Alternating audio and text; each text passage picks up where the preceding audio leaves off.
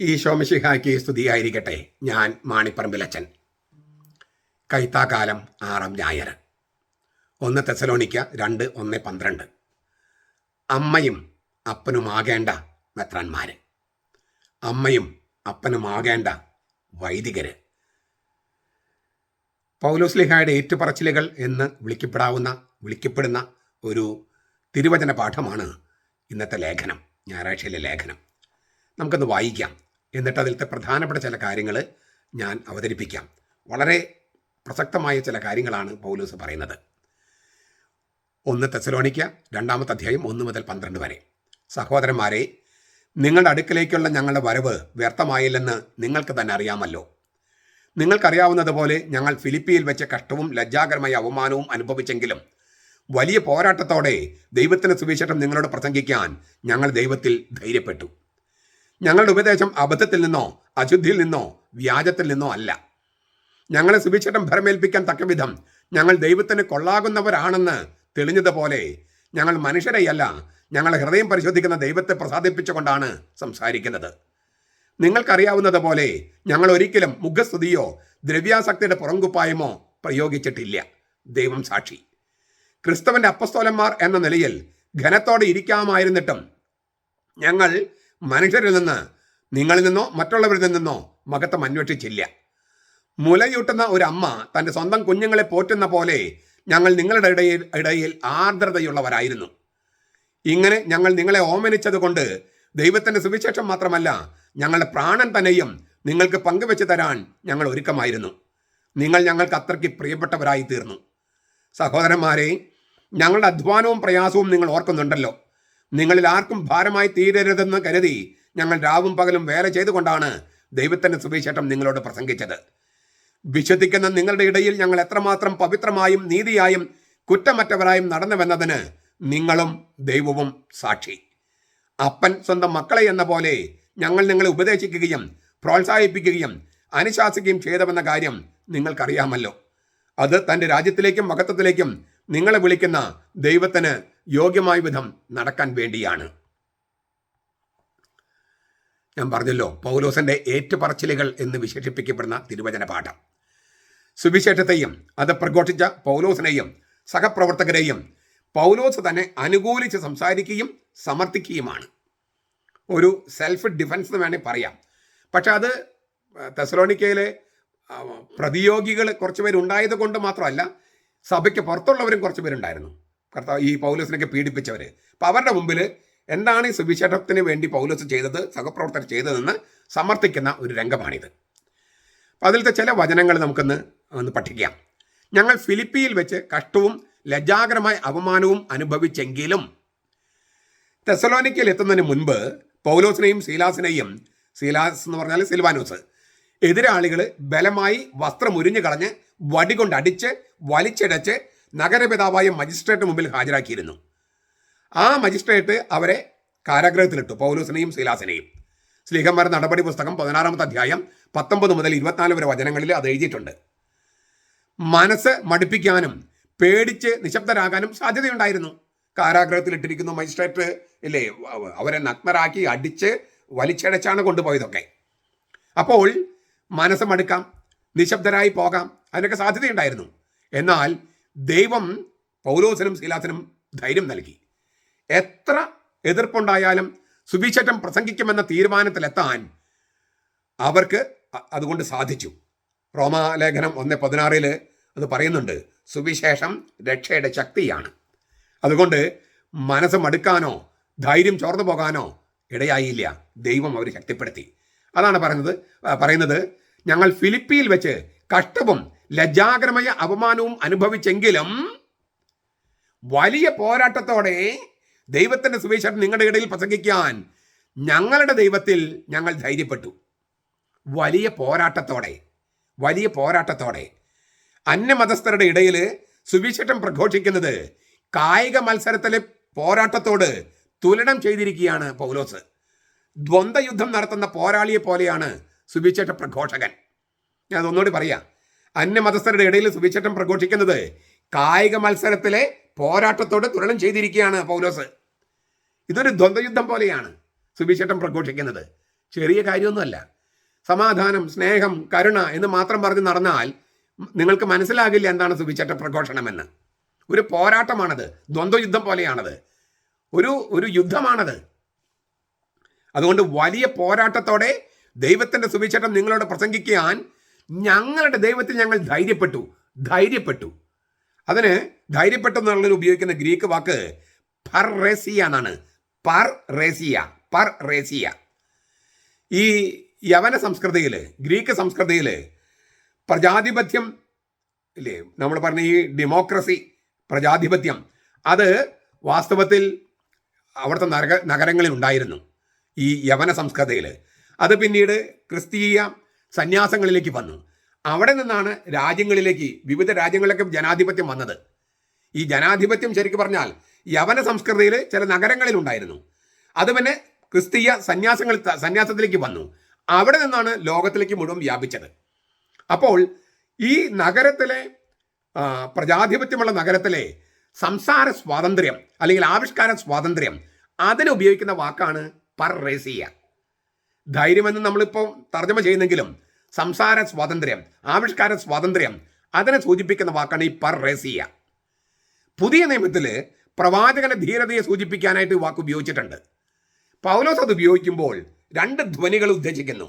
ഒന്ന് ആന്തരികമായ സ്വാതന്ത്ര്യം, മറ്റൊന്ന് ബാഹ്യമായ ചങ്കൂറ്റം. ആന്തരികമായ സ്വാതന്ത്ര്യമുള്ളവർക്കേ ബാഹ്യമായ ചങ്കൂറ്റത്തോടെ സുവിശേഷം പ്രസംഗിക്കാനും തീരുമാനമെടുക്കാനും നടപ്പാക്കാനും കഴിയൂ. ദൈവം പ്രവാചകന്മാർക്ക് നൽകുന്ന പരിശുദ്ധ റൂഹായുടെ ദാനങ്ങളിൽ ഒന്നാണ് ആത്മധൈര്യം. ഞാൻ മുമ്പത്തെ വീഡിയോയിൽ അത് പറഞ്ഞിട്ടുണ്ട്. ഈ നമ്മുടെ വൈദികർക്കോ മെത്രാന്മാർക്കോ രാഷ്ട്രീയ നേതാക്കന്മാർക്കോ ഒക്കെ ഈ ആന്തരിക സ്വാതന്ത്ര്യവും ബാഹ്യമായ ചങ്കൂറ്റവും വരണമെങ്കിൽ അടിസ്ഥാനപരമായിട്ട് ഈ ദൈവം നൽകുന്ന പ്രവാചക ദൗത്യത്തിന് തുറവിയുള്ളവരാകണം. അതിപ്പോൾ അവരെ സമ്മതിക്കണമെന്നൊന്നുമില്ല. പക്ഷേ സത്യത്തോട് തുറവിയുണ്ടെങ്കിൽ ക്രിസ്ത്യാനികളല്ലാത്തവർക്ക് പോലും ഈ ആത്മീയമായ സ്വാതന്ത്ര്യം അല്ലെങ്കിൽ ആന്തരിക സ്വാതന്ത്ര്യം ഉണ്ടാകും. ആ ആന്തരിക സ്വാതന്ത്ര്യം ഉണ്ടായാൽ ബാഹ്യമായ ചങ്കൂറ്റം വരും. എന്തുകൊണ്ടാണ് നമ്മുടെ ചില മെത്രാന്മാർക്കോ അല്ലെങ്കിൽ വൈദികർക്കോ ശരിക്കും ബാഹ്യമായ ചങ്കൂറ്റമില്ലാത്തത്? ചില സ്ഥാനമാനങ്ങൾ കിട്ടാൻ ഒരു മോഹം. അപ്പോൾ ആന്തരിക സ്വാതന്ത്ര്യമില്ല, അവർ ഉള്ളിൽ സ്വാതന്ത്ര്യം അനുഭവിക്കുന്നില്ല. ചില മോഹങ്ങൾ അവർ കെട്ടിയിട്ടിരിക്കുകയാണ്. ഇങ്ങനെയൊക്കെ നിന്നാൽ ചിലപ്പോൾ അവിടെ മെത്രാനാകാൻ പറ്റും. ഞാനായിട്ട് എന്തിനാണ് പ്രശ്നമുണ്ടാക്കിയിട്ട് മെത്രാൻ സ്ഥാനം കളയണേ? അപ്പം ഇങ്ങനെ ചില മോഹങ്ങൾ നമ്മളിങ്ങനെ പിടിച്ചു കെട്ടുമ്പോൾ ആന്തരിക സ്വാതന്ത്ര്യം ഉണ്ടാകില്ല. ആന്തരിക സ്വാതന്ത്ര്യം ഇല്ലാത്തവർക്ക് ബാഹ്യമായി ചങ്കൂറ്റം ഉണ്ടാകില്ല. പൗലോസ് പറയാണ്, എനിക്കിത് രണ്ടും ഉണ്ടായിരുന്നു. ആന്തരിക സ്വാതന്ത്ര്യം ഉണ്ടായിരുന്നു, ബാഹ്യമായി ചങ്കൂറ്റം ഉണ്ടായിരുന്നു. ഞങ്ങൾ ദൈവത്തിൽ ധൈര്യപ്പെട്ടു. അതിനാൽ ആവിഷ്കാര സ്വാതന്ത്ര്യം, സംസാര സ്വാതന്ത്ര്യം, ബാഹ്യമായ ചങ്കൂറ്റവും ആന്തരിക സ്വാതന്ത്ര്യം ഞാൻ അനുഭവിച്ചെന്നാണ് പറയണേ. പൗലോസ് പറയാണ്. ഈ 2-ാമത്തെ അധ്യായം 3 മുതൽ 8 വരെ വാക്യങ്ങളിൽ പൗലോസ് 2 കാര്യങ്ങളാണ് പ്രധാനമായിട്ടും ഊന്നി പറയുന്നത്. ഒന്ന്, ദൈവം അയക്കുന്ന അപ്പസ്തോലൻ ആരായിരിക്കണം, എന്തായിരിക്കണം. ദൈവം അയക്കുന്ന അപ്പസ്തോലൻ എന്ന് വെച്ചാൽ ഇന്ന് മെത്രാന്മാരും വൈദികരും സുവിശേഷ പ്രഘോഷകരും അൽമായരെ സുവിശേഷ പ്രഘോഷകരും ദൈവം അയക്കുന്ന അപ്പസ്തോലന്മാർ ആരായിരിക്കണം, എന്തായിരിക്കണം. അതാണ് ഒന്നാമത്തെ കാര്യം പറയുന്നത്. അത് 3 തൊട്ട് 4 വരെ വാക്യങ്ങളിൽ. പിന്നെ അപ്പസ്തോലന്മാർ അയക്കപ്പെട്ടിരിക്കുന്നത് ആരുടെ അടുത്തേക്കാണോ അവർ ശ്ലൈഹിക ദൗത്യത്തെ സ്വീകരിക്കേണ്ടത് എങ്ങനെയെന്ന് 5 മുതൽ 8 വരെ വാക്യങ്ങളിൽ പറഞ്ഞിരിക്കുന്നു. ഇങ്ങനെ 2 കാര്യങ്ങളാണ് ഇവിടെ പറയുന്നത്. അതിലെ പ്രധാനപ്പെട്ട കാര്യങ്ങൾ നമുക്കൊന്ന് പഠിക്കാം. ഞങ്ങളുടെ ഉപദേശം അബദ്ധത്തിൽ നിന്നോ അശുദ്ധിയിൽ നിന്നോ വ്യാജത്തിൽ നിന്നോ അല്ല. ഞങ്ങളുടെ ഉപദേശം നമ്മൾ തർജ്ജമ ചെയ്യുന്ന ഗ്രീക്ക് വാക്ക് പാരക്ലേസിസ് എന്നാണ്. പാരക്ലേത്ത എന്ന് പറഞ്ഞാൽ അറിയാലോ, പരിശുദ്ധാത്മാവിനുള്ള മറ്റൊരു വാക്ക്. ആ വാക്ക് തന്നെയാണ് പാരക്ലേസിസ്. അതിൻ്റെ നാമമാണ്. ഉപദേശം എന്ന് നമ്മൾ തർജ്ജമ ചെയ്യുന്നു. ഗുണദോഷിക്കുക എന്ന അർത്ഥത്തിലല്ല, ആഹ്വാനിച്ചേക്കുക എന്ന ധ്വനിയിലാണ് ഇവിടെ ഉപയോഗിച്ചിരിക്കുന്നത്. ആദിമസഭയിൽ സുവിശേഷ പ്രഘോഷണത്തെ സൂചിപ്പിക്കുന്ന വാക്കാണ് ഈ പറഞ്ഞ പാരക്ലേസിസ്. 2 കൊരിന്ത്യർ 5:20, സ്ലീഹന്മാർ നടപടി 2:40, ഫിലിപ്പിയ ലേഖനം 2:1 കാണാം. അതായത് ആഹ്വാനം ചെയ്യുക അല്ലെങ്കിൽ വിളംബരം ചെയ്യുക എന്നാണ് ശരിക്കും അതിന് ഉദ്ദേശിക്കുന്നത്. സുവിശേഷ പ്രഘോഷണത്തെ സൂചിപ്പിക്കുന്ന വാക്കാണ് ഉപദേശം. ആശ്വാസം, സാന്ത്വനം, അങ്ങനെയൊക്കെ അർത്ഥമുണ്ട്. അതുകൊണ്ടാണ് പാരക്ലേത്ത് എന്നതിന് ആശ്വാസദായകൻ എന്ന് നമ്മൾ തർജ്ജമ ചെയ്യുന്നത്. എന്നാൽ ആ വാക്കിന് വക്കീല്, അഭിഭാഷകൻ, മധ്യസ്ഥൻ എന്നൊക്കെ അർത്ഥമുണ്ട്. ഈ വാക്കിനൊരു പശ്ചാത്തലമുണ്ട്. ഈ പാരക്ലേസ് എന്ന വാക്കിനൊരു പശ്ചാത്തലമുണ്ട്. എൻ്റെ ജനത്തെ ആശ്വസിപ്പിക്കുവിൻ, എൻ്റെ ജനത്തെ ആശ്വസിപ്പിക്കുവിൻ എന്ന തിരുവചനത്തോടെയാണ് യെശയ്യായുടെ പുസ്തകത്തിൽ 40-ാം അധ്യായം 1-ാമത്തെ വാക്യം ആരംഭിക്കുന്നത്. അങ്ങനെ എൻ്റെ ജനത്തെ ആശ്വസിപ്പിക്കുവിൻ എന്ന ആഹ്വാനത്തോടെയാണ് സിയോനിൽ നിന്ന് സദ്വാർത്തയുടെ ദൂതുമായി വരുന്ന ഇടയനായ കർത്താവിനെ പ്രവാചകൻ അവതരിപ്പിച്ചത്. എൻ്റെ ജനത്തെ ആശ്വസിപ്പിക്കുവിൻ എന്ന ആഹ്വാനത്തോടെ സിയോനിൽ നിന്ന്, ജെറൂസലം നഗരം പണിതിരിക്കുന്ന കുന്നിനെയാണ് സിയോൻ എന്ന് പറയണേ, സിയോനിൽ നിന്ന് സദ്വാർത്തയുടെ സുവിശേഷത്തിന് ദൂതുമായി വരുന്ന ഇടയനായ കർത്താവ്. യെശയ്യാ 40:9 മുതൽ 11 വാക്യങ്ങൾ. നസറത്തിലെ യേശുവാണ് കർത്താവെന്നും അവൻ ഇടയനായി വന്ന് അജഗണങ്ങളെ മോചിപ്പിച്ചുവെന്നുമുള്ള വാർത്തയാണ് സദ്വാർത്ത. അത് വലിയ ആശ്വാസത്തിന്റെ വാർത്തയാണല്ലോ. അതേസമയം ഈ സുവിശേഷത്തിന് പ്രസാദാത്മ പ്രതിസ്പന്ദം പ്രതീക്ഷിക്കുന്നുണ്ട്. അതിനാൽ ആഹ്വാനം, ഉപദേശം എന്നെല്ലാം മൊഴിമാറ്റം ചെയ്യുന്നു. ഇത് ഇല്ലേ, ആശ്വാസം നൽകുന്ന വാർത്തയാണ്. പക്ഷേ അതിനൊരു പ്രതികരണം, പ്രതിസ്പന്ദം, പ്രസാദാത്മക പ്രതിസ്പന്ദം പ്രതീക്ഷിക്കുന്നുണ്ട്. അതുകൊണ്ടാണ് ആഹ്വാനം അല്ലെങ്കിൽ ഉപദേശം എന്ന് തർജ്ജമ ചെയ്യുന്നത്.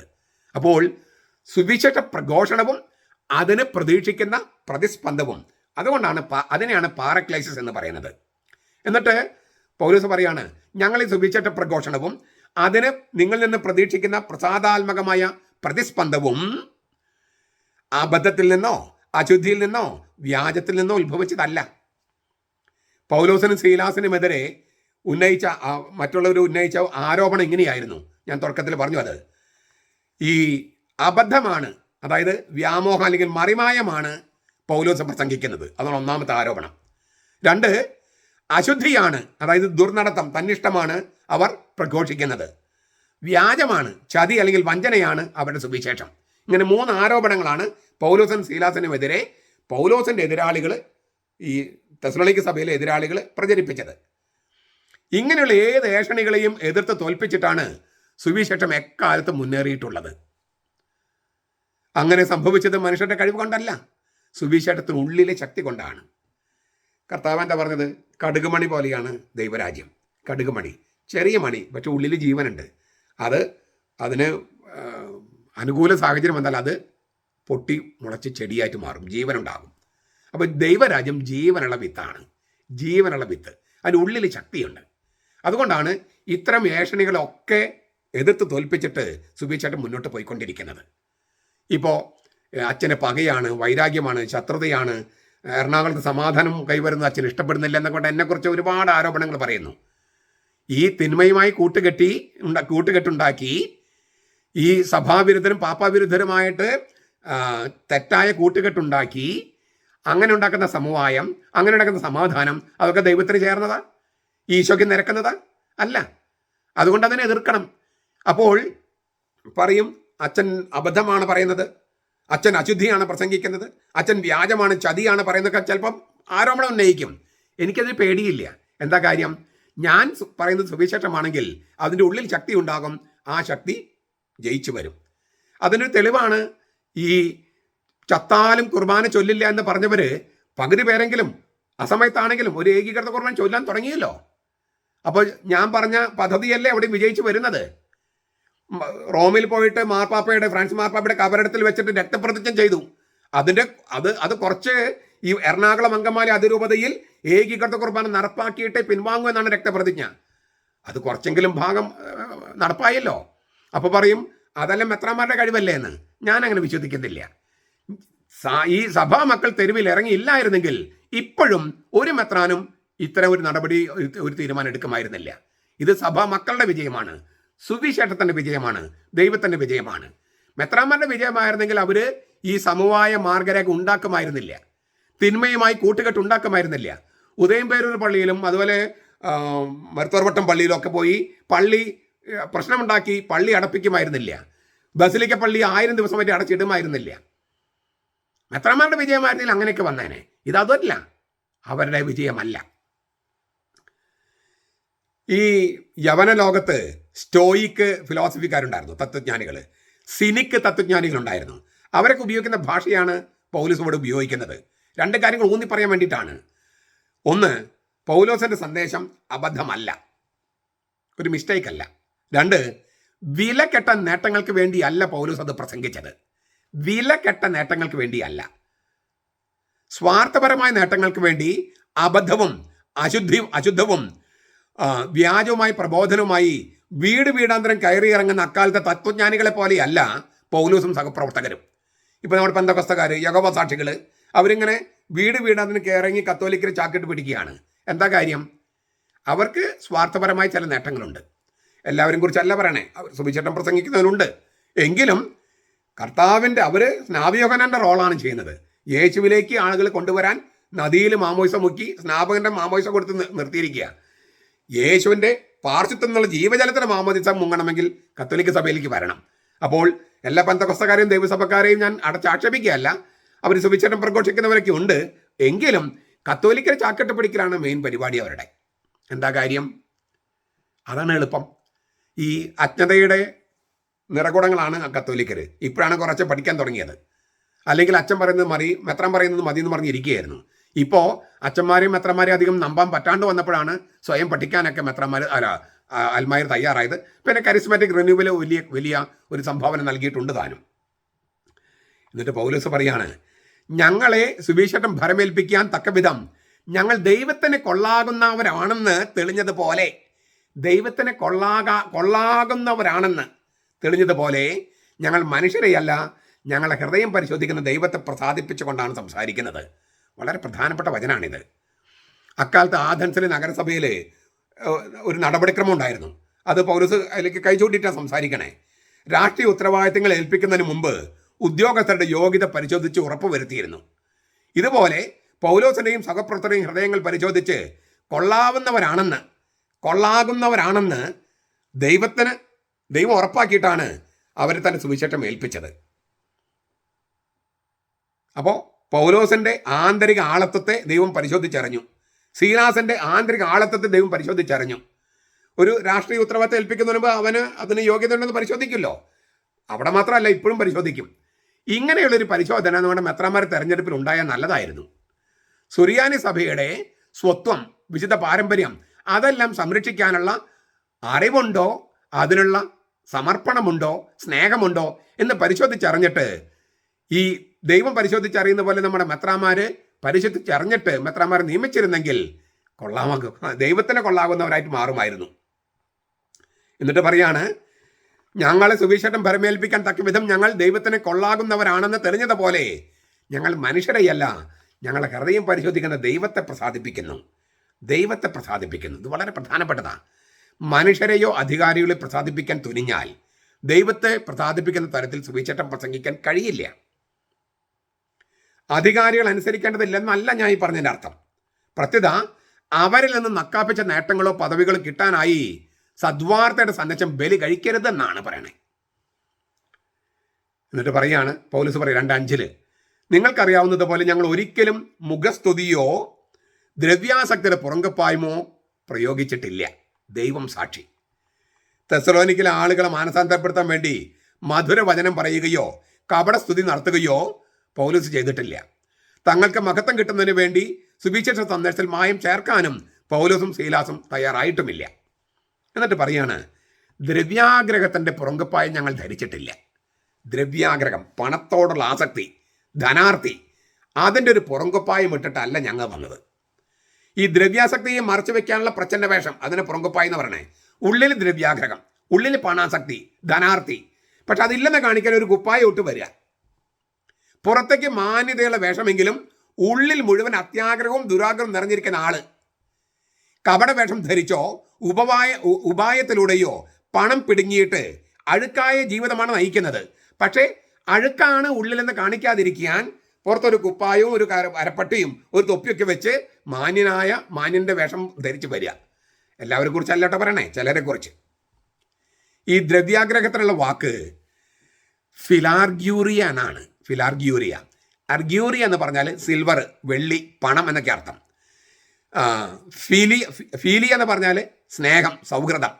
ഫീലിയ എന്ന് പറഞ്ഞാൽ അപ്പോൾ ഈ പണത്തോടുള്ള സ്നേഹം, സൗഹൃദം, ആ വാക്കല്ല വാസ്തവത്തിൽ ഇവിടെ ഉപയോഗിച്ചാണ്. ദ്രവ്യാഗ്രഹത്തിനുള്ള വാക്ക് ഫിലാർഗ്യൂറിയ എന്നാണ്. പക്ഷെ അതിന് പകരം അതല്ല, ആ വാക്കല്ല പൗലോസ് ഇവിടെ ഉപയോഗിച്ചാണ്. ഇവിടെ ഉപയോഗിച്ചിരിക്കുന്ന വാക്ക് പ്ലയോനെക്സിയ എന്നാണ്. പ്ലയോനെക്സിയ ഈ വെള്ളിയോടുള്ള, സ്വർണത്തോടുള്ള, പണത്തോടുള്ള ആർത്തി അല്ലെങ്കിൽ സ്നേഹം, ആ വാക്കല്ല ഇവിടെ ഉപയോഗിച്ചിരിക്കുന്നത്, മറിച്ച് പ്ലയോനെക്സി എന്ന വാക്കാണ്.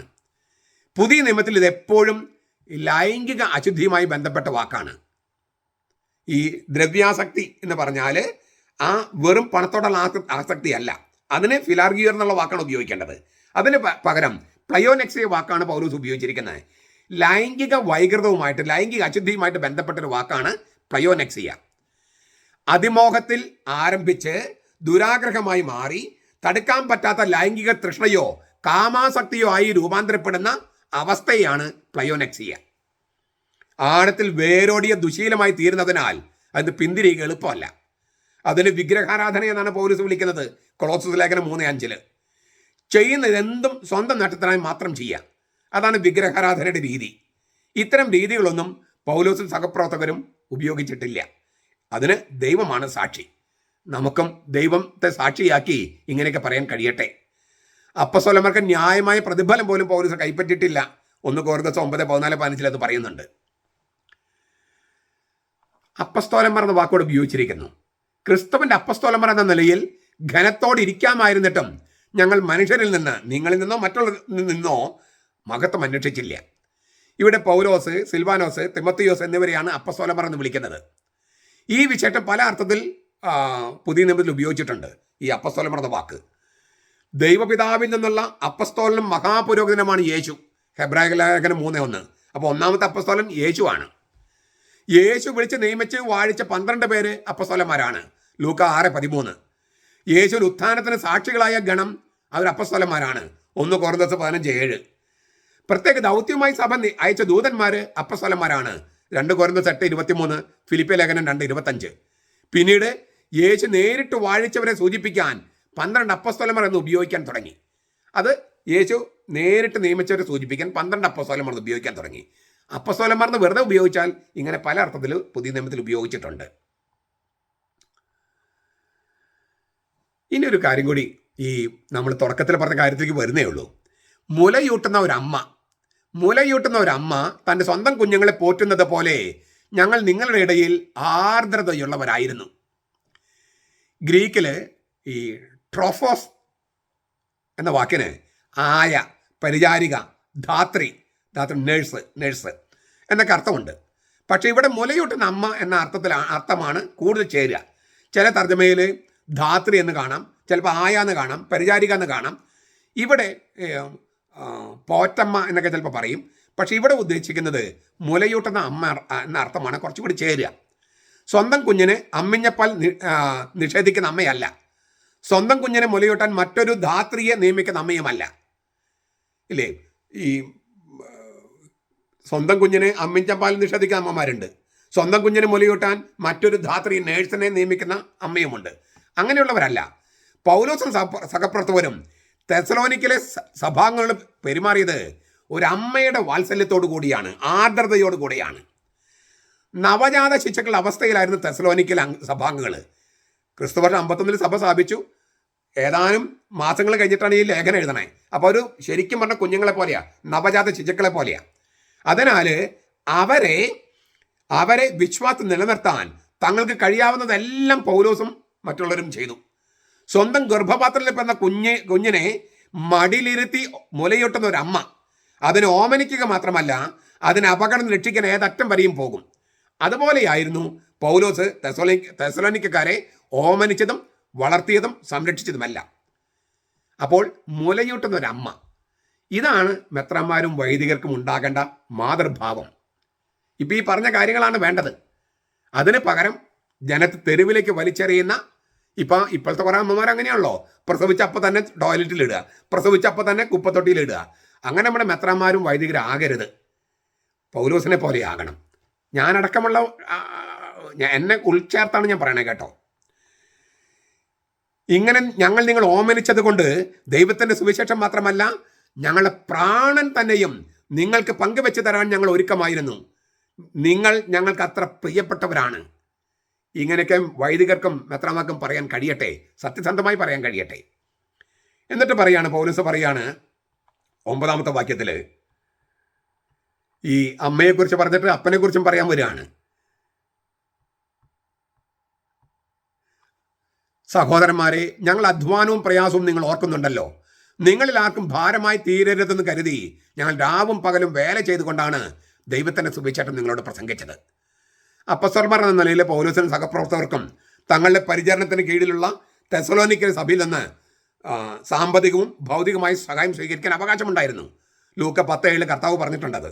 1 കൊരിന്ത്യർ 9:13-14 പൗലോസ് പറഞ്ഞിട്ടുണ്ട്.